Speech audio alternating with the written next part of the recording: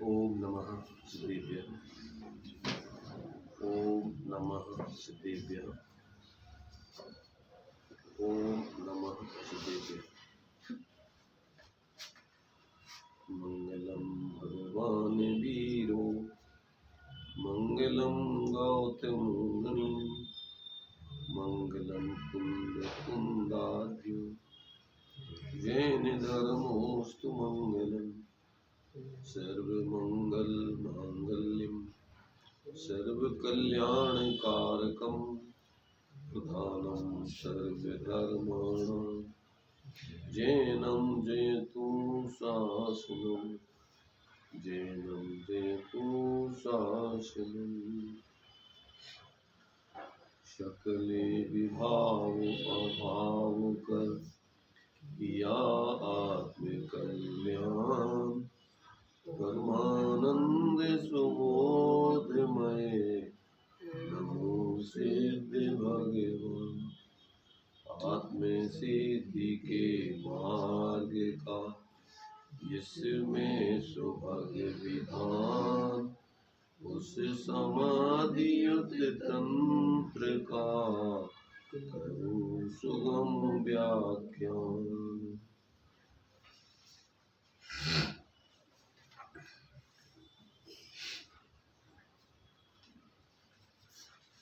चर्चा अपनी आज 14 नंबर के श्लोक के माध्यम से चलेगी। यहाँ इस 14 नंबर के श्लोक में चूँकि अभी मुख्य रूप से बहिरात्मा जीव की चर्चा चल रही है, उसी का स्पष्टीकरण जो है भी अनेक दृष्टिकोणों से किया जा रहा है। उसके जीवन को बताया जा रहा है।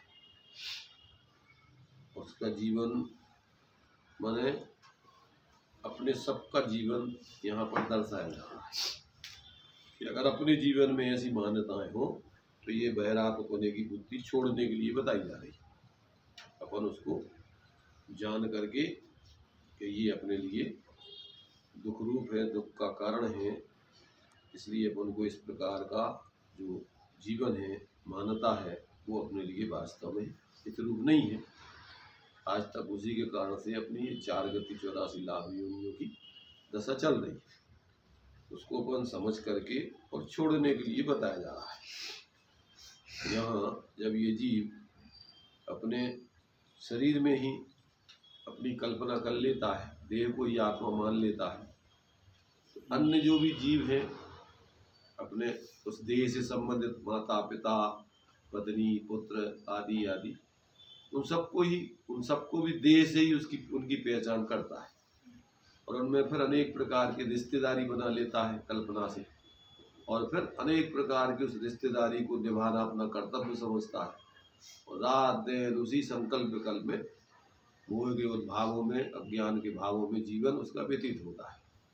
इस बात को ही यहाँ पर आचार्य देव उस पर जो है अनेक प्रकार से अपना खेद व्यक्त कर रहे हैं कि ये बहुत माने इस जीव की ऐसी दुर्दशा है और इस जीव ने आज तक अपनी इस दुर्दशा को समझ करके और इसका त्याग नहीं किया, वेद विज्ञान करके आत्मज्ञान करके और अपने स्वरूप की आराधना करके अपनी जो वास्तविक परमात्म दशा है उसकी सिद्धि नहीं की।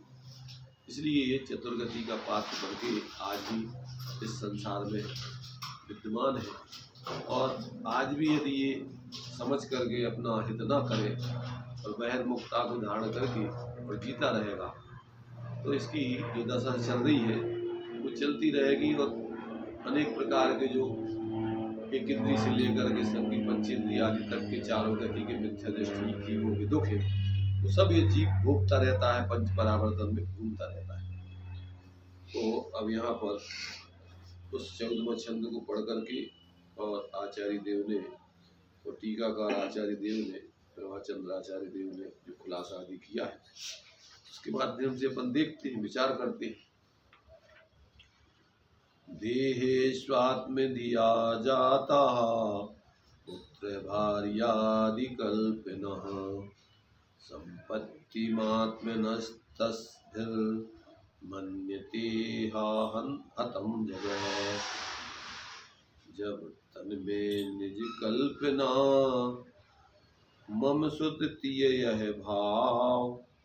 परिग्रह माने आपनो, हाय जगत दुर्भाव।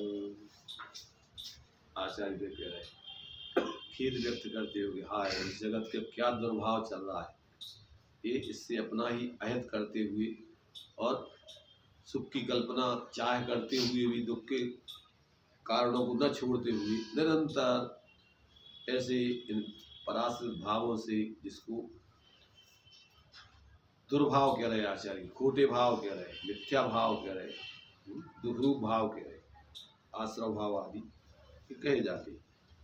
तो अब ये देहेषु अर्थात शरीरों में, आत्मधिया आत्मबुद्धि के कारण पुत्र भारी आदि कल्पना जाता, मेरा पुत्र मेरी स्त्री इत्यादि कल्पनाएं उत्पन्न होती हैं। जहाँ अपन को शरीर माना तो शरीर से संबंधित जो भी अपन रिश्ते नाते हैं वो सब अपने हैं, और उनमें फिर व्यवहार में माने वो ये तो व्यवहार से हैं, उपचार से हैं, वो ये परमार्थ से मानता है, इसलिए वो परमार्थ से अपना कर्तव्य मान करके रात दिन उसमें अपनी बुद्धि को लगा करके प्रयत्न करता है। तो कह रहे हाँ खेद है कि जगत माने बहिरात्म स्वरूप ये प्राणी मात्र प्राणीगण। जगत वैसे तो 6 द्रव्यों का समूह जगत कहलाता है। लोक कहो, जगत कहो, विश्व कहो, ब्रह्मांड कहो, दुनिया कहो, परंतु यहाँ पर चूंकि अजीब द्रव्यों को तो समझाना नहीं है, जीव को समझाना है। और जब जीव की ये बहिरात्म दृष्टि है तो अपने को जगत रूप ही मान रहा है, जगत से अन्य अपनी सत्ता जान ही नहीं रहा है, इसलिए उस जीव को ही जगत कह रहे हैं। तो ऐसा जो पूरा बहिरात्मा रूपी जगत जीव है, तभी उन कल्पनाओं के कारण से संपत्तिम स्त्री पुत्रादि की समृद्धि को आत्मना अपनी समृद्धि मन्यते मानते हैं। इस प्रकार यह जगत हतम कहते हैं अपने स्वरूप का इसने अपने ही खुद के पैरों पर, जैसे बोलते अपने पैरों पर खुद कुल्हाड़ी मार के अपना घात किया, ऐसे ही अपने इस विकारी परिणाम बहिर्मुखता के भाव करके अपने सहज स्वभाव का ही निरंतर घात करता रहा है। भाव मरण और भाव जन्म सदियों से करता आया है, ये खुद ही अपनी हत्या करता आया भावों की। अब कोई इसके माने स्वभाव भाव का घात कोई दूसरा नहीं करता है, ये स्वयं ही अपने ऐसे मिथ्या भावों से अपने स्वभाव भाव का घात करता रहा, इसलिए खुद ही अपना ही हंता है, अहितैषी है, घाती है। इसलिए जो है ये जीव वास्तव में उस पाप के कारण से महा दुख भोग रहा है। हिंसा का फल क्या है? दुख भोगना है। ऐसा जो है निरंतर ऐसे अपने स्वयं के स्वभाव का विघात करके और आत्मघाती महा आकुलित होकर के निरंतर जीता रहता है, इसलिए आत्मघाती महापापी। हाँ, टीका में प्रभात चंद्राचार्य इसका देखिए खुलासा करते हैं। टीका उत्पन्न हुई प्रवृत्ति, क्या प्रवृत्ति? पुत्र स्त्री आदि संबंधी कल्पना है। किसके विषय में? शरीरों में। किस कारण से? आत्मबुद्धि के कारण से। किसमें? आत्मबुद्धि शरीरों में ही। तात्पर्य यह है कि पुत्र आदि के देह को जीव रूप मानने वाले को मेरा पुत्र स्त्री ऐसी कल्पनाएं विकल्प होते हैं। अनात्म रूप और अनुपकारक ऐसी उन कल्पनाओं से पुत्र भार्यादि रूप विभूति के अक्षय स्वरूप संपत्ति को जगत अपनी मानता है। अरे स्वस्वरूप के परिज्ञान से रहित बहिरात्म रूप जगत प्राणीगत घाता जा रहा है, प्राणीगण घाता जा रहा है। हाँ, ये कह रहे हैं आचार्य देव कि इसकी प्रवृत्ति चल रही है निरंतर। तो कहते कैसी प्रवृत्ति चल रही है? तो कहते पुत्र आदि संबंधी कल्पनाओं संबंधी प्रवृत्ति चल रही है। किस रूप में चल रही है? तो कहते हैं उनके शरीर आदि में ऐसी प्रवृत्ति चल रही है। इस कारण से ऐसी प्रवृत्ति चल रही है कि उनमें आत्मबुद्धि के कारण से, माने उनको अपनी आत्मा से संबंधित मानता है कि ये अपने आत्मा के ही सगे हैं। किसमें आत्मबुद्धि? अपने शरीर में और उनके शरीर में, दोनों के शरीर में आत्मबुद्धि। अपन माने अपना शरीर में और इस शरीर से उत्पन्न हुए मेरे सब ये अंग है, मेरे हिस्से हैं सब। तो कहते हैं इन सब में जो है ये आत्मबुद्धि चल रही है। तात्पर्य यह है कि पुत्रादि के देह को जीव रूप मानने वाले को मेरा पुत्र, स्त्री, ऐसी कल्पनाएं अर्थात विकल्प, मिथ्या विकल्प होते हैं, परंतु वे कैसे हैं? अनात्म रूप है और अनुपकारक है। अनात्म रूप माने ना तो अपना शरीर अपना आत्मा है और ना वो स्त्री पुत्र आदि के जितने भी शरीर है ना वे अपने आत्मा के। वे सब स्वतंत्र द्रव्य हैं और अपनी आत्मा स्वतंत्र है। तो कहते हैं अनात्म रूप है और अनुपकारक है।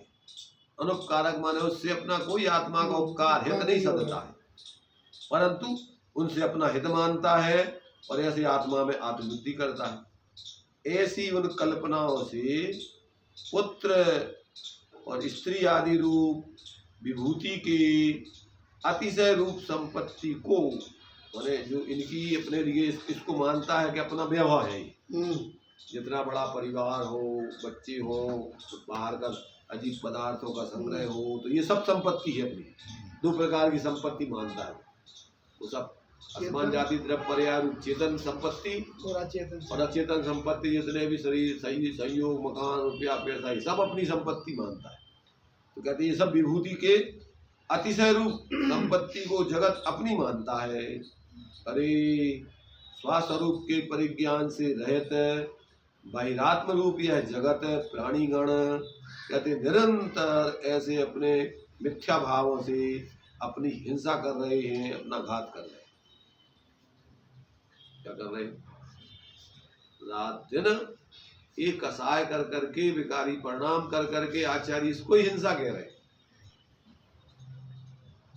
क्या हिंसा की जो परिभाषा दी है आचार्य अमृतचंद देव ने, तो उसमें उन्होंने अप्रादुर्भावा खलु रागादि नाम भवत अहिंसा और तेषाम उत्पत्ति हिंसा इति जनागम से संक्षेपा। अपनी आत्मा में रागादिक भावों की उत्पत्ति होते रहना ही आत्मा की हिंसा है और उन विकारी भावों की, मिथ्यात राग आदि विकारी भावों की आत्मा में उत्पत्ति नहीं होने देना ही आत्मा की अहिंसा है। और ये हिंसा मूल में तुम्हारी है, बाकी दूसरों की हिंसापन कर नहीं सकती। परमार्थ से भाव करते हैं तो मूल में तो अपनी हिंसा होती है। ऐसा कहते हैं प्राणी निरंतर जो है घाता जा रहा है और अपना अहित करते हुए और ये जी रहा है। टीका में जो अरे शब्द दिया है ये करुणाकारक और आश्चर्यजनक खेद प्रकट करने वाला है। अरे बताओ क्या दशा हो रही है, क्या करें, इनको समझाने पे भी समझ में आती नहीं, मानते नहीं है। तो ये खेद व्यक्त कर रहे आचार्य ने, अरे क्या दशा कर रखी इसने। जब अपन कोई व्यक्ति गलत काम करके और बड़े लोगों की आज्ञा नहीं मानता, तो अरे क्या कर रखा है इसने, देखो। तो वो खेद व्यक्त करते हैं अपना ऐसी मूर्खता के ऊपर, ऐसी दुखरू जीवन जीने के ऊपर। अब इसके लिए भावार्थ में थोड़ा अन्य ग्रंथों आदि का रेफरेंस दे करके खुलासा करते हैं। भावार्थ है देह में आत्मबुद्धि के कारण आत्मस्वरूप के ज्ञान से रहित बहिरात्माएं स्त्री पुत्र आदि संबंधों में अपनेपन की कल्पना करते हैं और उनकी समृद्धि को अपनी समृद्धि मानते हैं। इस प्रकार यह जगत घाता जा रहा है, यह खेद की बात है। अरे माने बड़े वो, अरे तो ये एक प्रकार से संबोधन है। संबोधन किसको है? अपने लिए, अपने अंदर भी अपने खुद को ही कह रहे, क्या बताएं वो क्या कर सकते कुछ नहीं कर, अथवा दूसरे जीवों से भी कह रहे करे अगर ये मान लेते तो क्या इनकी ऐसी दशा काय को होती। तो ये जो है ये आचार्य देव को बड़ा इस पर खेद हो रहा है, बुरा लग रहा है कि हमारा क्या है, अब हमारे बस में है नहीं, तो ये जो है मानते नहीं है, क्या करें। तो वो एक प्रकार से उसमें अपनी क्या कर रहे हैं, अकिंचित कर्ता सिद्ध कर रहे हैं कि हमारा बस नहीं चलता, अगर हमारा बस चलता तो हम इनको सब कुछ सुखी कर लें। तो खेद व्यक्त जब ही किया जाता है जब अपनी इच्छा अनुसार कोई कार्य नहीं होता है। जब तक जीव को शरीर में आत्मबुद्धि रहती है तब तक उसको अपने निराकुल निजानंद रस का स्वाद नहीं आता और वह अपनी अनंत चतुष्टय रूप संपत्ति से अनजान रहता है। वह स्त्री पुत्र धन धान आदि वाह्य संपत्तियों को अपनी मानकर उनके संयोग वियोग में हर्ष विषाद करता है, जिसके फलस्वरूप उसका संसार परिभ्रमण चालू रहता है। अतः आचार्य खेद दर्शाते हुए कहते हैं कि आय यह जगत मारा गया, नष्ट हुआ, इसको अपना कुछ भी भान नहीं रहा। तो बस आचार्य अपना खेद व्यक्त करके और क्या कर सकते हैं।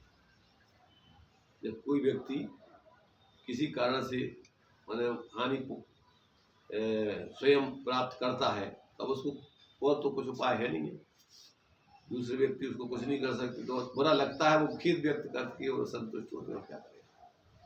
तो यहाँ पर जो है ये जो है देखो प्रत्येक ज्ञानी ने सब, देखो मूल तो क्या है, वस्तु व्यवस्था है ही, और जो समझता है वस्तु व्यवस्था तो वो सबका भी कथन वो उसी वस्तु व्यवस्था के अनुरूप ही होता है और उससे प्रतिकूल कोई कर नहीं सकता।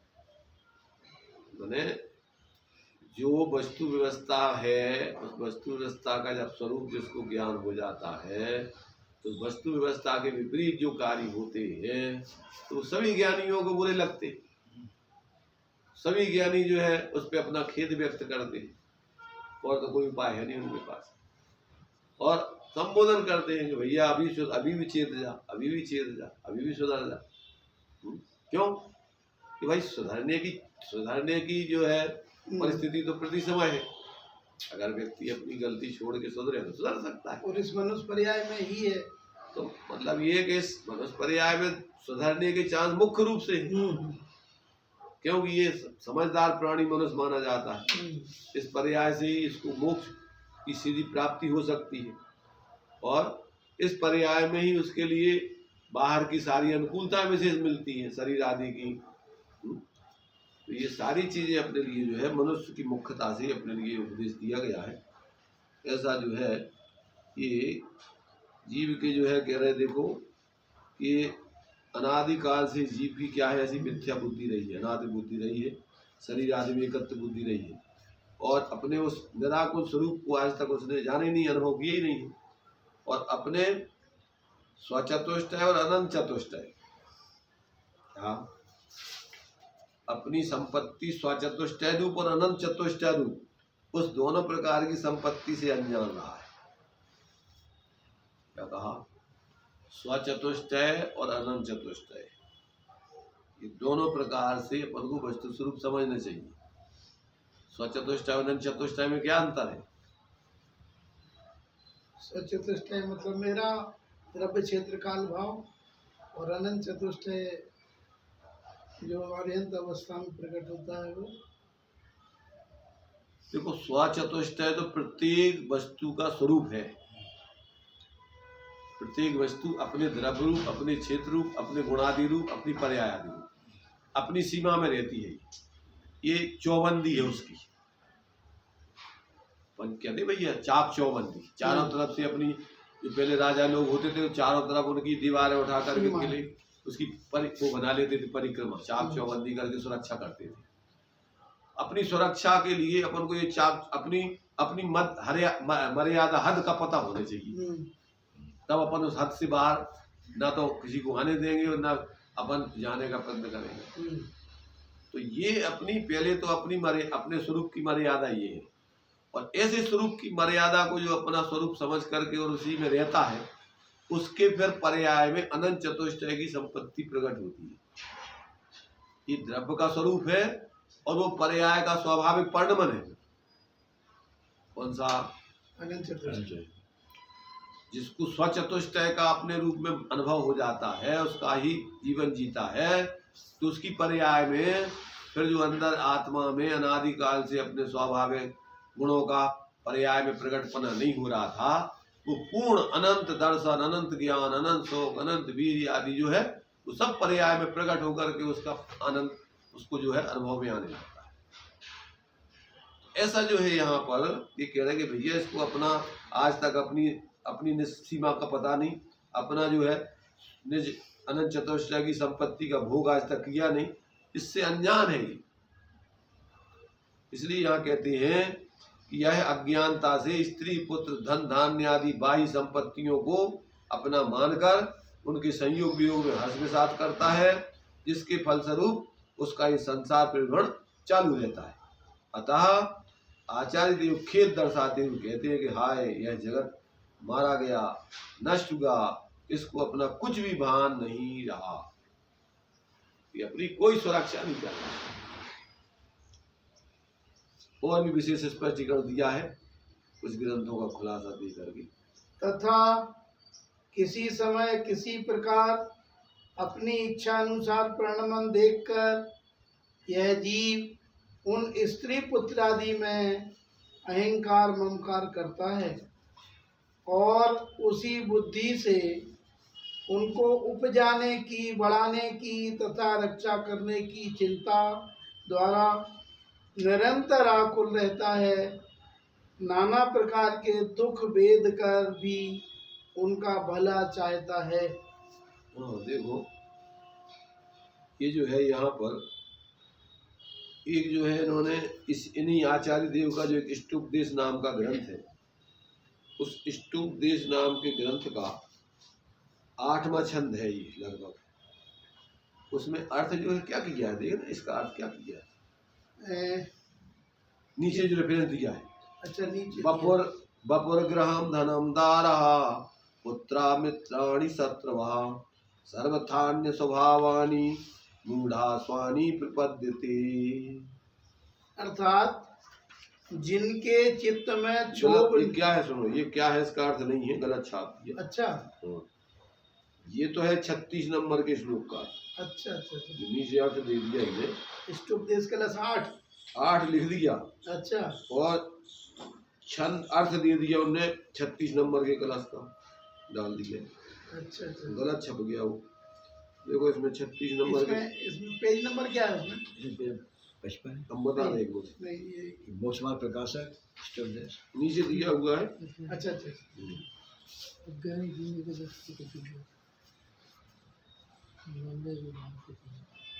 इष्टोपदेश पहले है, स्टार्टिंग में है इसका। नहीं, पहले है ना,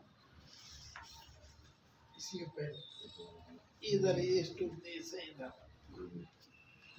36 नंबर का है। इस 36 का अर्थ है ये। अच्छा, तो ये 8वें का इसमें जो दिया है, 8वें छंद का अर्थ इसमें दिया नहीं है। तो इसमें अपन को 8वें छंद का अर्थ करना है। अच्छा, 8वें का निकालना है। हाँ, 8वें छंद का अर्थ जो है उसमें दिया गया है। देखिए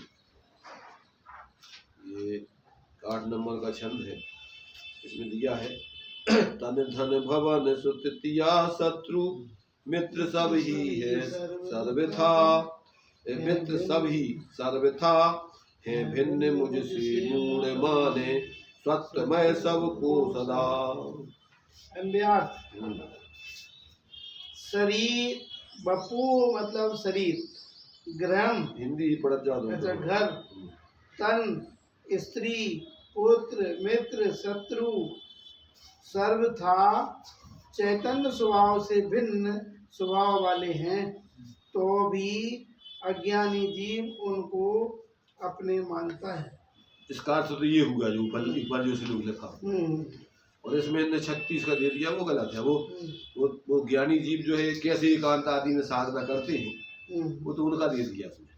तो मैंने इसमें जो अभी जो अपन पढ़ रहे हैं ना, इसमें और इसमें जो है लगभग उसका भाव यही है, एक ही बात निकलता है। दोनों का भाव एक ही सिद्ध करना है यहाँ पर कि जो ये लिखा हुआ है कि जब तन में निज कल्पना मम सुत दिए यह भाव और परिग्रह माने आपनो हाय जगत दुर्भाव। और इसमें भी वपुर ग्रहम धनम दारा पुत्रा मित्राणी शत्रुआ, यहाँ तक कि अपने शत्रु, मित्र भी अपने और शत्रु भी अपने। क्या है मित्र शत्रु दोनों प्रकार से जो है चैतन्य स्वभाव से। मैंने देखो क्या है कि जिसको शरीर आदि में ही एकत्व बुद्धि होती है तो इस शरीर से संबंधित अपने अनुकूल निमित्तों में अच्छापना अपनापना और जो इस शरीर के प्रतिकूल है विपरीत है हानिकारक है तो उनमें शत्रु बनेगी वृत्ति मान लेता है ये अपने मित्र है ये तैसी है ये तैसी है ये शत्रु है तो अपने शत्रु भी हुए समझ ना। तो इस विश्व में सारी चीजों में वो राग द्वेष की कल्पना करता है अपनेपन की अच्छेपन की बुरेपन की ऐसी निरंतर कल्पना करता रहता है। तो ये शरीर घर धन स्त्री पुत्र मित्र आदि शत्रु मित्राणी मित्र आदि और शत्रु शत्रुवा और सर्वथा अन्य स्वभावानी ये सर्वथा अपने चतुष्टय से भिन्न है। और मूढ़ा स्वानी प्रपद्यते मूढ़ जीव अज्ञानी जीव इनको अपना मानता है ऐसी ये मिथ्या मूढ़ता इसी मान्यता है। ठीक है क्या वो भी ठीक है और ठीक है। अब आगे का जो है उसमें एक और दिया है इन्होंने मोक्ष मार्ग प्रकाश की करे इसी में टीका भी है ना इष्ट उपदेश में। अब टीका पर विस्तार में पढ़ना चलो विशेष स्पष्टीकरण तथा किसी समय किसी प्रकार अपनी इच्छा अनुसार परिणामन देखकर यह जीव उन स्त्री पुत्र आदि में अहंकार ममकार करता है और उसी बुद्धि से उनको उपजाने की बढ़ाने की तथा रक्षा करने की चिंता द्वारा निरंतर आकुल रहता है। नाना प्रकार के दुख भेद कर भी अपना भला उनका भला चाहता है। देखो कुल मिलाकर के अपने लिए यहाँ पर आचार्य देव अज्ञानता में जी क्या क्या करता है कैसे कैसे पागलपन करता है इन सब बातों को दर्शा करके अपने अंदर इस प्रकार से अगर इस प्रकार की मान्यता पूर्वक अपन जी रहे हैं भी अपन को छोड़ने के लिए ये सब बातें बताई जा रही। क्यों कि बिन जाने ते दोष गुणन को कैसे तजिए नहीं। जब तक अपन इन दोषों को अपनी विपरीत मान्यताओं को अपने भावों को नहीं समझेंगे तो उनका त्याग कैसे करेंगे। और जब तक अपन अपने हितरूप भावों को समझेंगे नहीं तब तक उनको ग्रहण करके अपना हित कैसे साधें। तो ये अपन को दोनों चीजें बताई जा रही। एक तरफ अपने लिए अज्ञानता की अपनी सारी क्रियाएं अज्ञानता के सारे भाव अज्ञानता का पूरा जीवन बताया जा रहा है? और एक तरफ जो है जब व्यक्ति वेद विज्ञान करके ज्ञानी बन जाता है तो कैसा जीवन जीता है दूसरी तरफ वो बताया जा रहा है। तो दोनों बातें अपन को समझने लायक है। क्यों कि अनादिकाल से जीव अज्ञानता रूप जी रहा है। अब उसको पता ही नहीं है कि ये हमारे अज्ञानता के भाव। अगर उसको ये पता पड़ जाए कि अज्ञानता के भाव है दुख रूप तो वो काय को जिए ऐसा उसको वो भी नहीं पता है। ना तो अहित का पता है ना हित का पता है। भ्रम रूप जीवन है कभी कुछ जैसे पागल व्यक्ति होता है तो पागल का कोई ठिकाना नहीं। कभी कुछ कहता कभी कुछ कहता कभी कुछ करता कभी कुछ करता। ऐसे इस मिथ्या दृष्टि जीव की दशा है। कभी कहता है अरे ये सब मेरे हैं अरे बहुत अच्छे हैं कभी अरे कोई काम को कोई नहीं है सब बेकार है। तो क्या है तेरी कौन सी बात सही कोई ठिकाना नहीं। मोह से पागलों जैसा भगता है। इसलिए जब इसको सही बोध हो जाता है तो फिर ये पागलपन की वृत्ति छोड़ करके विवेक पूर्वक अपने यथार्थ निस्वरूप को ही अपना स्वरूप जानता मानता है। और उसके आश्रय से जो रत्नत्रय है सम्यक दर्शन ज्ञान चारित्र आदि उत्तम समाधि दस धर्म वो अपनी आत्मा में प्रकट करके और उसका सुख भोगता है। और मोह राग द्वेष आदि के भाव मिथ्या दर्शन ज्ञान चारित्र आदि के भाव क्रोध आदि विकारी भाव इन सब का क्रम से अभाव करके और फिर सुखी होता है।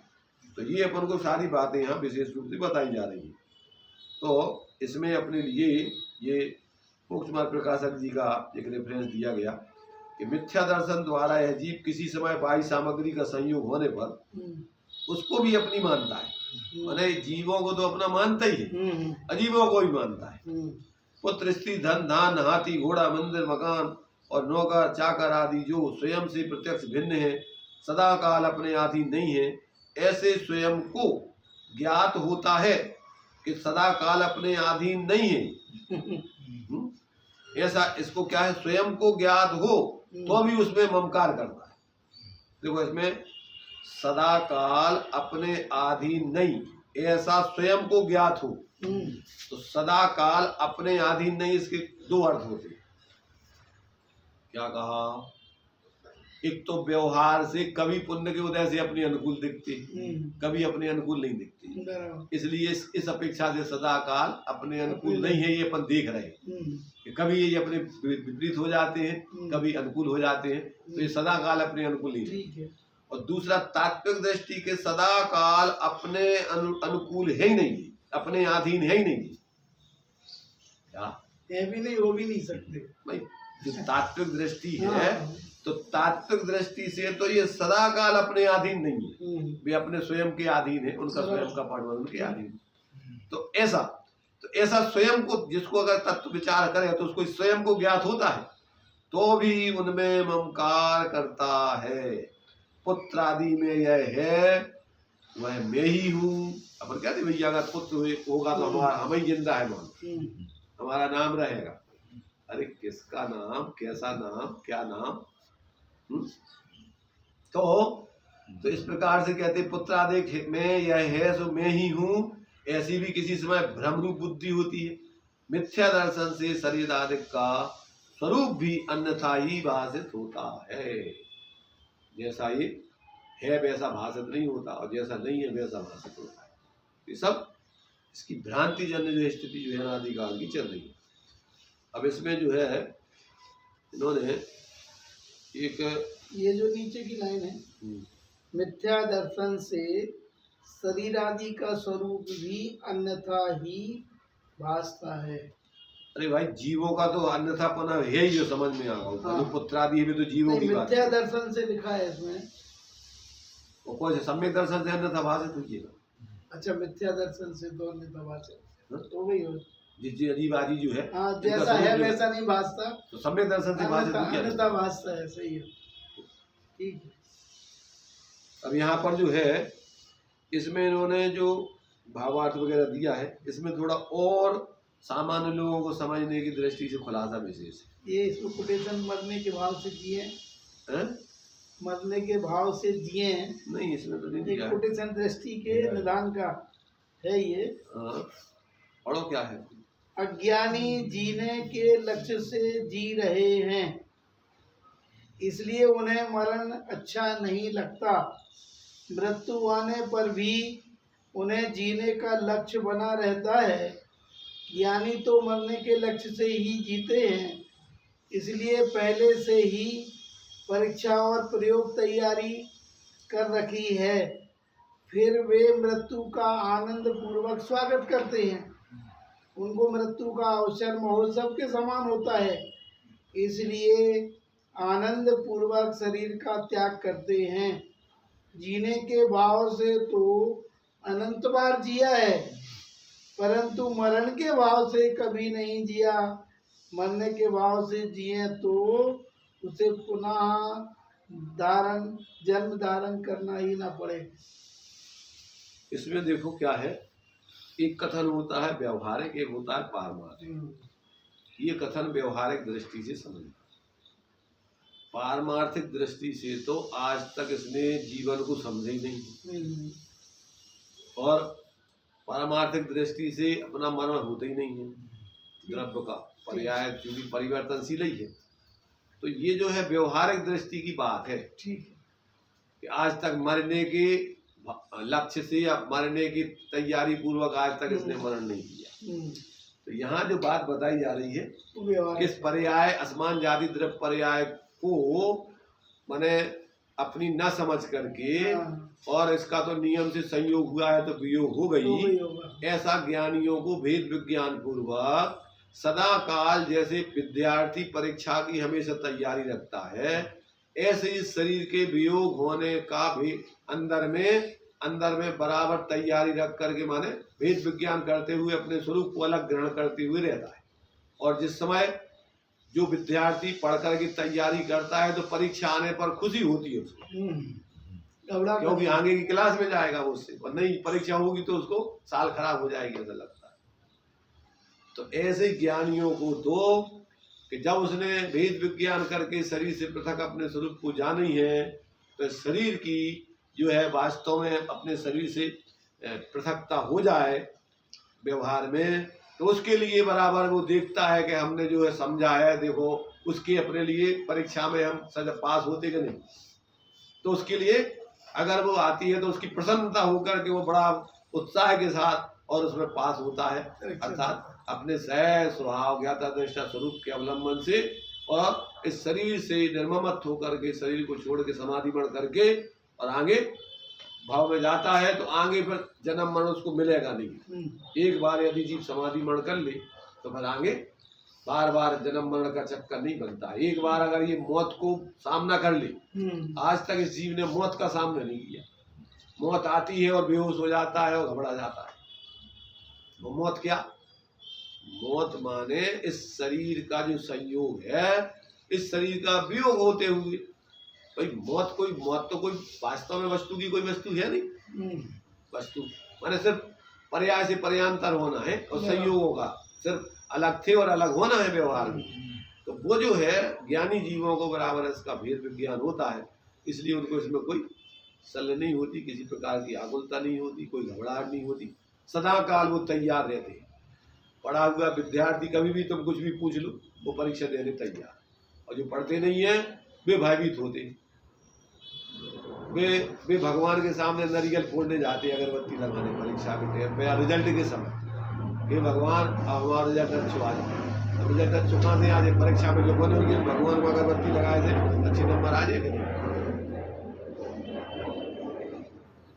नहीं? अगर तुमने परीक्षा में लोगों ने अच्छा और फिर भगवान की को तुम पूजा पाठ करो, तो भगवान को कहो हम तुम्हें नारियल चढ़ाएंगे, विधान करेंगे, भगवान अच्छे नंबरों से पास हो जाए, हो कि नहीं हो? और अगर तुमने अच्छा लिखो ये तो तुम्हें पूजा पाठ नहीं करो और विधान भी नहीं करो उस पर अच्छे पास हो गए लाने, कल्याण के लिए तो करो, बलू के निमित्त से नहीं करो तो अच्छे नंबरों से पास हुई हो कि नहीं? क्योंकि भगवान थोड़ी पास प्यार करते तुम अपनी ऐसे धर्म को चीज है, तो भगवान ने तो तुम्हें धर्म को स्वरूप बताओ है। अब तुम सोचो कि भगवान हमें जो है हमें अच्छा धर्म हो जाए, हम धर्मात्मा, तो धर्मात्मा तुम हुई हो तो हुए, भगवान के कहने से भगवान की प्रार्थना से थोड़ी हुई है। तो ये जो है अपन को जब ये सही बात समझता है तो भ्रम नहीं होता उसको, और फिर ये मिथ्या भाव उसके जीवन में जो चलते अज्ञान दशा वो नहीं चलते। अब इसमें देखिए थोड़ा और सामान्य लोगों को विशेष खुलासा दिया है कि पढ़ने लायक है, नहीं होगा तुम्हारी, नहीं वो मैंने फोटो ली थी ना। देखो भावार्थ है इसका। आचार्य कहते हैं कि बहिरात्मा को आत्मा के भिन्न स्वरूप का श्रद्धान नहीं है, इसलिए उसे ना तो आत्मा के अजर अमर तथा अविनाशी पने का श्रद्धान है, और न इस बात का श्रद्धान है कि परलोक में आत्मा जाती है और वहां अपने अपने कर्मों का फल पाती है। फल पढ़ते ना, स्वयं किए जो कर्म, कोई दूसरा नहीं अपन को कोई फल देता है, सुख दुख करता है, तो फल पाती है। पेज नंबर क्या है इसका? 45 पेज है हमारे में। संसार में ही लीन जो बहुत मोटे अज्ञानी जीव है, बहुत मोटे अज्ञानी, मोटे अज्ञानी में पतले अज्ञानी जाना, मोटे अज्ञानी को कौन? ज्यादा होशियार, ज्यादा होशियार नहीं, ज्यादा बाहर में मूर्छित है, बहुत स्थूल विपरीतता रूप जी रहे जी। भगवान देव सास गुरु को बिल्कुल स्वरूप नहीं जाना, ऐसे मिथ्या काल्पनिक देवी देवताओं भगवान माना। ऐसे जो मोटे अज्ञानी जीव हैं उनका यही हाल जानना, वे इस मनुष्य जीवन को ही अपना जीवन समझते हैं, उन्हें शरीर में ही अपना सर्वस्व दिखता है, शरीर के जन्म को अपना जन्म और शरीर के नाश होने को अपना नाश मानते हैं। पांचों इंद्रियों के विषय भोगों में ही वे सुख समझते हैं। उन विषय भोगों में जो जो सहायक होते हैं उसे वे अज्ञानी जीव अपना मित्र समझते हैं। उनमें गाढ़ मोह करते हैं। प्रीति तो क्या, प्रेम तो क्या करेंगे, गाढ़ मोह करते हैं। इसी से वह अपनी स्त्री से बहुत राग करता है। पुत्र पौत्रों का अत्यंत मोही होता है। धन संपत्ति भी वह इसलिए बहुत पैदा करता है कि अपने कुटुंब के साथ खूब भोग करूंगा। पैदा क्या करता है, वो तो पुण्य की वजह से मिलती है, तो वो तो भ्रम से मानता है कि हम जितनी ज्यादा मेहनत, जितनी ज्यादा हमारी करेंगे उससे हमें धन संपत्ति आएगी। पुत्र स्त्री के विवाह आदि में खूब धन खर्च करूं और खूब नाम कमाऊं लोगों में। होती है ऐसी कि नहीं, बड़े बड़े टेंट, बड़े बड़े लिए जाएंगे गार्डन, और कितने प्रकार की मिठाइयों में से एक पैसा खर्च नहीं करेगा। एक दिन में सब लुटा देगा जिंदगी, साल भर की मेहनत, साल भर की नहीं जिंदगी भर की। और फिर पूछेगा भाई साहब कैसी व्यवस्था, आपको भोजन कैसा लगा? अगर वो कह देवे कि बेकार यार, दिमाग खराब हो जाए। तुम जाओ यहाँ से, अच्छा आगे देखिए, पढ़िए आगे। इस प्रकार की मिथ्या बुद्धि के कारण ही वह अज्ञानी स्त्री पुत्र आदि के होते हुए अपने को संपत्तिवान समझता है। रात्रि दिन दिन रात उन्हीं की चिंता में फंसा रहता है। रात्रि दिन उन्हीं की चिंता में फंसा रहता है।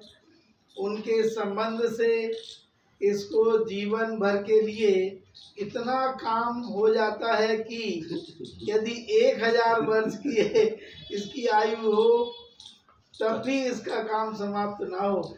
इतने काम फैला लेता है उनके कारण से, ये तो हजारों साल जिए तो भी उसका काम पूरा नहीं हो। उन्हीं के संबंध से वह कभी सुख मानता है, कभी दुख मानने लग जाता है।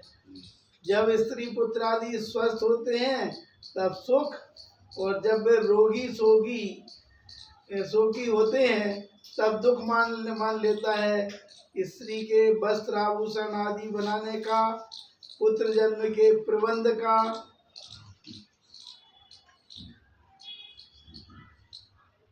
पुत्र के विवाह का, पुत्र के होने का, उस पौत्र के विवाह का, पुनः पौत्रों के पुत्र होने का, और फिर उनके विवाह का, इत्यादि कामों का प्रवाह सदा जारी रखता है।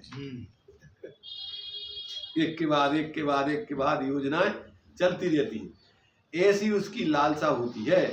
कुटुंब की विषय कामनाओं की पूर्ति करता और उनके मोह में उसको हर तरह राजी करने की तदबीर करता माने ऐसी बुद्धि रखते हुए अब वृद्ध होकर मरण के निकट पहुंच जाता है तो भी अपनी लालसा को किसी तरह कम नहीं कर पाता है, और अंत में पछताते हुए, हताश होते हुए मरता है कि हाय, मैं अमुक काम के बिना चला, पूरा काम नहीं हो पाया, इतना काम और रह गया। यदि पौत्र का मोह और देख लेता तो मेरा जन्म सफल हो जाता। बोलते ना, कितने पीढ़ी के दादा परदादा काका बन जाए तो समझ लो तो सोने की नशे नहीं मारते समय सोने की नशे नहीं मरते समय उससे रखी जाएगी ताकि वे सीढ़ियाँ सोने की नशे नहीं स्वर्ग चले जाए। हिंदुओं में रहते हैं अपन हिंदू मिथ्या दृष्टि का हुआ, गुजरात में सब हिंदू ही है। नहीं, हिंदू मुसलमान का हो तो मिथ्या दृष्टि माने मूर्खता की बात है सब। भाई वो सोने की सीढ़ी चला रहा है और हमारी मान्यता सोने की सीढ़ी भले ही नहीं चला रहे, मान्यता तो वैसे ही बैठी है। मान्यता वैसे ही अपने लोग करने लग जाते हैं। तो मतलब देखो कुल मिला के अपने ऊपर आए नहीं, यहाँ तो मिथ्या दृष्टि सबकी बात चल रही है, सब पागलपन की बात चल रही है। भाई गांव में जैसे गांव में जब रहते तो कहाँ हिंदू मुसलमान धर्म तो जानते नहीं, उधर तो सब एक जैसे चलत है। शादी होते तो सारे पीर पैगंबर देवी देवताओं के वो पति पत्नी घूम करके पूरे दर्शन करके जा, गाँव के पूरे गाँव में सबको आशीर्वाद ले, ये कोई नाराज मत हो जाइए। और जब शादी लेके आओ तो जगह जगह गांव के गेवड़े पे नरियल फोड़े थे, कहते हैं कि देवता नाराज नहीं हो जाए। वो तो नहीं मेले पे नदियों तो पूरा ये जो का है ये वो नदी नदियों को नदी तो अब मतलब नदी की मतलब नदी अरे तो हम ये कह रहे हैं, ये सब का है, ये तो बताओ तुम। अपने देश के मूड़ों को छोड़ के और कौन देशों में होते हैं तो सब शादी होत सब होत कभी होत उनको का। कछु नहीं तो मतलब ये क्या है, मूर्खता जन्य सारे काम बताए जा रहे हैं। आचार्य महाराज को मन में खेद इसलिए आता है कि ये अज्ञानी जीव वृथा ही अपने इतने दुर्लभ मनुष्य जन्म को नष्ट कर देता है। मानव जन्म पाने का कुछ भी फल ये नहीं पाते और राग द्वेष मोह से महान तीव्र कर्म बांधकर दुर्गति में चले जाते हैं। सच्चे धर्म को अज्ञान के कारण अपने भीतर रही हुई सुख सच्चे शांति धर्म को, सच्चे आत्म स्वरूप को व हाँ, सच्चे सुख एक को लाइन। न पहचान कर ये बेचारे अज्ञान के कारण अपने भीतर रही हुई सुख शांति को नहीं नहीं पाते। पाते तथा संसार समुद्र से तैरने का यत्न करने का अवसर देने वाले मानव जन्म को पाकर भी मोक्ष मार्ग का कुछ भी साधन नहीं करते हुए अपने को संसार चक्र में फिरने वाला ही बनाए रखते हैं। मैंने इस मनुष्य पर्याय में तुम्हारे लिए जो काम करना था वो नहीं करके वो मूर्खता के काम करते हुए, जैसे अन्य पशु आदि गतियों में जैसे जीव विषय कसायों में ही लगा रहता है, और वे काम यहाँ तुमने करे तो क्या अंतर हो तुम्हें, मनुष्य पर्याय पाने का क्या फल मिलता है। आचार्य श्री को यह बात सोचकर और भी खेद होता है कि यदि यह जीव सम्यक दृष्टि होता और गृहस्थी में स्त्री पुत्र आदि का उपकार करता व विषय भोग भोगता तो इसे गृहस्थी को बिना त्यागे हुए भी सुख शांति रहती। कर्म बंध इसके बहुत तुच्छ होता और भविष्य में यह सदगति का पात्र हो जाता। हाँ, मतलब ये कह रहे हैं कि अब चलो हम कह रहे हैं साधु नहीं बन पाओगे तुम अगर पूरे, तो कम से कम घर गृहस्थी में रह करके सम्यक दर्शन प्राप्त करके भेद विज्ञान करके अनासक्त भाव से जीते, चलो कदाचित संसार की व्यवस्थाएं भी बनाते और अस्थिरता जन लोग समान भोगों को ही भोगते हुए और जीते, तो कम से कम तुम्हारी दुर्गति नहीं होती और अनंत संसार ही नहीं होती, थोड़े आगे जा करके तुम्हारा कल्याण हो जाता। अब मिथ्या, अब वही ऐसा सोच, अब ये सोचता होगा कोई कि मिथ्या दृष्टि जीव को सम्यक दृष्टि की अपेक्षा अधिक निराकुलता और सुख साधना होती होगी, किंतु एक माने रहती हो ऐसा नहीं है, किंतु एक सी ही सामग्री व एक सा ही कुटुंब रहते हुए भी मिथ्या दृष्टि को आकुलता रहती है और माने कदाचित पुण्य को अदा हो तो थोड़ी मंद कसाय जनसाता होती है। और सम्यक दृष्टि को तो कहते हैं आत्मिक अतीन्द्रिय आनंद भी होता है और कसाय तीव्र नहीं होने से आकुलता भी उतनी नहीं होती। अतः मात्र मिथ्या श्रद्धांत तथा अज्ञान के बस ही जीव अपना बुरा करता है और कर्मों की गठरी बांधकर संसार का पात्र हो जाता है। यदि इसकी समझ ठीक हो जाए, अर्थात यह आत्मा को पहचान ले और आत्मज्ञान पूर्वक स्त्री पुत्र आदि लक्ष्मी से काम भी लेवे, उसकी रक्षा आदि भी करे, पर उनके मोह में उन्मत्त पागल ना हो गए, इसका जीवन इस जन्म और अगले जन्म दोनों में ही सुखदायी हो जाएगा। जो अपन बोलते गे ही पे गिरे में न रचे जो जलते बिन कमल है। अगर ये सम्यक दर्शन प्राप्त करके वो गृहस्थ अवस्था में रह करके भी जिए तो भी इसका कहते हैं वास्तव में इस मनुष्य पर्याय बहुत कुछ कर लिया, पर ना तो ये उत्कृष्ट साधना करता है, ना नीचे की भूमिका वाली भेद विज्ञान करके साधना करता है, और एकमात्र पागलपन में ही लगा हुआ होकर के वो दौड़ लगाता रहता, ख्याति लाभ पूजा मान सम्मान रुपया पैसा वो सब उसी में उलझा रहता रहा, पागलपन ही काम। कहते हैं इस जीवन को इसलिए आचार्य देव को इससे और खेद होता है कि कम से कम तो नहीं कर ले तो कोई बात नहीं, चलो भाई सोच लेते कि ठीक है तो कर लो, पर वो भी नहीं, तो आचार्य देव को और सोच खेद होता है कि बताओ तो भी नहीं करोगे। करना तो चाहिए था मनुष्य पर्याय में संयम की मुख्यता, पर संयम नहीं करते तो कम से कम देश बेहतर सम्यक प्राप्त कर लेता। दादा वास्तु का भी अपने जिन धर्म है क्या प्रभाव इसका कुछ होता है? वास्तु माने क्या कहलाता है? वास्तु माने कहलाता है पदार्थों का विवेक। वास्तु माने क्या? विवेक। अब जैसे मान लीजिए अपन को भोजन करने हैं तो कान में से खाओगे, मुंह में से खाओगे, तो जो विवेक है। ऐसे ही अपन को मकान बनाओगे तो जिसमें अपन को उजीला आवे, हवा आवे, प्रकाश आवे, सूर्य की किरणें आवे, ऐसे ऐसे मकान बनाने चाहिए। उनको नाम है वास्तु विज्ञान। वास्तु विज्ञान का मतलब जो नहीं हो कछू है, कछू जंतर मंतर, कछू या कछू विषय। तो विवेक पूर्वक मकान बनाना उसका नाम वास्तु विज्ञान है। वास्तु माने जो अपन ले रहे हैं मकान, उसको अपन जो क्षेत्र वास्तु, हिरण्य स्वर्ण धन धान राशि दास 10 प्रकार को परिग्रह है, तो वास्तु माने मकान। किस दिशा से तो कहते अच्छी हैं हवा अग्नि आएगी। को, जो रसोई घर होता है वो अग्नि कोण में होना चाहिए। अरे हम ये कह रहे हैं स्वास्थ्य के लिए अपन को, जब अपन को वायु अच्छी नहीं मिलेगी, प्रकाश नहीं मिलेगा तो बीमार होंगे। तो वो कछु कछु मकान को दोष है का? तुम्हारी मूर्खता को दोष है वो। तो ये इसको लाने अपन ने पागलपन की वृत्ति इसके लिए जिसको ज्ञान रहता है स्वास्थ्य का और उस संबंधी दिशाओं से कौन कौन सी दिशा में अपन को रखने से अपने स्वास्थ्य के अनुकूल प्रकाश मिलेगा, वायु मिलेगी और अपने लिए किसी प्रकार का स्वास्थ्य की प्रतिकूल असर नहीं होगा, वो ज्ञान है। और क्या है वास्तु विज्ञान? भाई लोक में भी हर चीज का विशेषज्ञ होता है, तो उसका विशेषज्ञ होता है कि भैया देखो तुम्हें ऐसा ऐसा करो, ये तुम्हारे स्वास्थ्य के लिए, बस इतना तो है। और का वास्तु विज्ञान को ये तो बहुत सारी चीज बताते हैं। अरे अब ये सब पागलपन के काम है। ज्यादा आता रहता है, खिड़की इधर बंद नहीं होना कोई से नहीं चाहिए। क्या है वो स्वास्थ्य के अनुकूल व्यवस्था अगर वो है, बस वही वास्तु विज्ञान। वही वस्तु विज्ञान। चलो देह में आत्मबुद्धि रखने व आत्मा में आत्मबुद्धि न रखने से ही इस जगत के सारे बहिरात्माओं की ऐसी दुर्दशा हो रही है।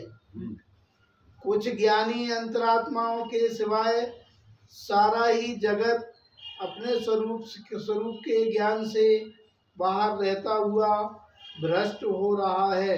मैंने ये उसी जो उस अपन ने गाथा में टीका में उसमें श्लोक में जो वाक्य, उन्हीं वाक्यों का एक अपने जीवन उपयोगी बातों से खुलासा कर पूरा, ताकि अपन को भाव भाषण हो सके उसका। तो अब भ्रष्ट और नष्ट कैसे हो रहा है वो बता रहे हैं। इसी से आचार्य देव का यह अभिप्राय है कि अपनी अहमपना, अपना अहमपना, अपनी अपनापना कायम करना। हाँ, अपनी अपना आत्मा के यथार्थ ज्ञाता दृष्टा स्वरूप में करो और अपनी आत्मा में बिल्कुल भिन्न आत्मा से बिल्कुल भिन्न रात्रि को वृक्ष पर बसेरा कर लेने वाले पक्षियों के समान जो स्त्री पुत्र आदि हैं, उनके मोह में अपने को मत भूलो। जब तक उनका संबंध है तब तक उनका उपकार तो करो, पर अंतरंग में सदा ही यह समझते रहो कि इनकी आत्मा व उनके कर्म भिन्न है तथा मेरी आत्मा मेरे कर्म भिन्न है। किसी आत्मा की सत्ता दूसरी किसी आत्मा से मिलती नहीं, वह किसी आत्मा का परिणमन किसी आत्मा के अधीन नहीं। आचार्य प्रेरणा करते हैं कि जल में कमल की तरह अलिप्त रहकर अपना जीवन सुख शांति से बिताओ। की शिक्षा दी अंत में दौलत राम जी देते ना, दौल समाज सुनचित सयाने काल वृथा मत खोवे, यह नर भव फिर मिलन कठिन है जो सम्यक नहीं होवे, यह राग आग दहे सदा ताते समामृत से ये चिर भजे विषय कसाय। अब तो त्याग कब? अरे त्रिवनंत अनादि काल से अभी तक नहीं छोड़, अब तो छोड़। तो अब तो त्याग और क्या करो? निज पद बेये, निज पद माने अपने स्वरूप आत्मा का, बेये माने सेवन करो। आज तक तुमने मूर्खता का सेवन किया, पर भावों का सेवन किया, आज तक तुमने अपने स्वरूप का सेवन नहीं किया। तो ये जो है ऐसे ही यहाँ पर प्रेरणा दी गई कि भैया एक बार तो कम से कम अब तुम अपने स्वरूप को देखो जो अपना मूल स्वरूप है, और स्वरूप का ही वास्तव में आश्रय करके जियो। जैसे पानी में रह करके कमल निर्लिप्त रहता है, कीचड़ में पड़ा हुआ सोना जंग नहीं खाता है। और जैसे दौलत राम जी नगर नारी जो जो वेश्या होती है वो किसी से प्रेम नहीं करती है, सिर्फ प्रयोजन साधने के लिए बाहर में दिखाती है नाटक। ऐसे अपन क्या करें, मोह में नहीं फंसे किसी के, कर्तव्य तो करें परंतु मोह में न उलझे और अपनी आत्मा को ऐसे भेद विज्ञान पूर्वक संसार में अलिप्त रहते हुए जियो।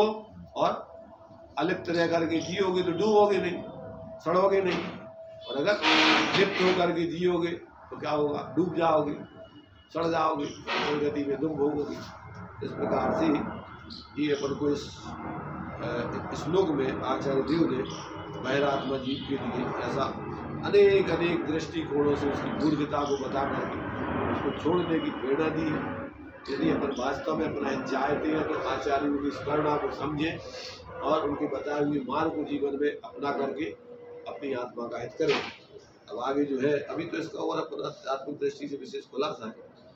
अभी बहिरात्मा के भेद चल रहे थे, अब आगे का जो श्लोक चलेगा तो आगे बहिरात्मा के स्वरूप को संकोचते हुए मतलब उसका उपसंहार करते हुए यह बताएंगे कि इस बहिरात्मपने को छोड़कर अंतरात्मपने को अपनी आत्मा में अंतरात्मपना होकर अपनी अंतरात्मा में प्रवेश करना चाहिए। प्रवेश करने चाहिए माने कोई अपनी ही आत्मा को अपना स्वरूप जान मान करके उसी की साधना करने चाहिए, मूर्खता के विचार छोड़ने चाहिए। तो अभी अपन को ये जो है इस छंद में आचार्य देव ने माने उनने तो आचार्य देव ने तो जो तुम्हारे से पूज्य पाद स्वामी थे उनने तो श्लोक 2 लाइन का लिखा है। अब चूंकि एक वाक्य का उसमें गंभीर अर्थ है तो टीकाकार आचार्य देव ने उसका विस्तार किया और फिर और ग्रंथों में भी इस संबंध में जो प्रेरणाएं दी गई हैं अन्य ग्रंथों का संकलन करके इस हिंदी टीकाकार ने और भी भावार्थ वगैरह में सब चीजें लिखी। तो अगर अपन को वास्तव में अपना हित करना है या हित करनी चाहिए तो अपन को ये सब बातें ज्ञानियों की अपने अच्छे तरीके से समझकर और अपनी मूर्खता संबंधी जो मान्यता है उसको त्याग कर और अपने ज्ञान को जागृत करके निरंतर अपने स्वरूप के अवलंबन पूर्वक जीने की साधना करनी चाहिए। इसी में अपने आत्मा का हित है। इस प्रकार से अभी अपन इस छंद को चर्चा का यही विराम करते हैं। निज में बधाई ये अनंत अनंत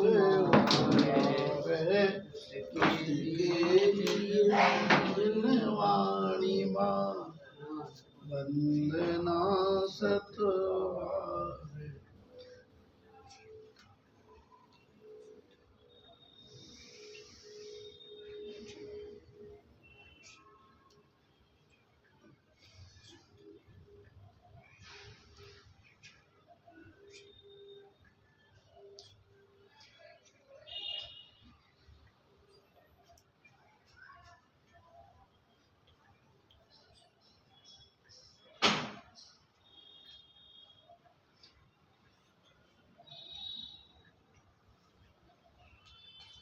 द्वादशांगी पंच परमेष्टि